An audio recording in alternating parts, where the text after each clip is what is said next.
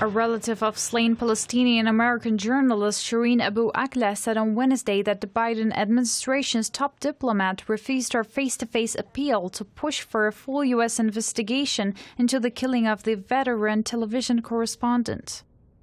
Nislina Abu Akleh also said Secretary of State Antony Blinken and U.S. officials declined in meetings with her this week to provide any more information than they had already made public about how Americans reached the findings about the killing that they released this month. A July 4th statement issued by the State Department concluded that Israeli forces likely fired the shot that killed Shireen Abu Akleh in May, but that there was no indication Israelis intentionally shot the veteran Al Jazeera correspondent. The 51-year-old reporter, an American citizen, was highly respected in the Arab world for her decades covering Palestinians and other Arab communities. You cannot determine the intent from just examining the bullet. There are so many other evidences that need to be examined and investigated to conclude intent. And unfortunately, stating that there was no one qualified to reach that conclusion is damaging, and it's also very unprofessional, to say the least.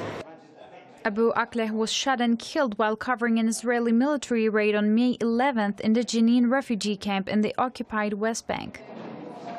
Palestinian eyewitnesses, including her crew, say Israeli troops killed her and that there were no militants in the immediate vicinity or any exchange of fire at the time she was shot. Israel denies its forces deliberately targeted her, but says an Israeli soldier may have hit her by mistake during an exchange of fire with a militant. Yes, she is a U.S. citizen, but because she is Palestinian, I feel there's some kind of a double standards here. And there needs to be an end to this double standards. At the end of the day, she was a U.S. citizen. But most importantly, she was a human being, and her human rights were violated. Her right to freedom of speech, freedom of press, expression were all violated.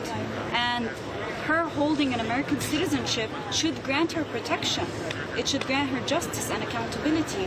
And unfortunately, until this day, we still haven't seen that happen.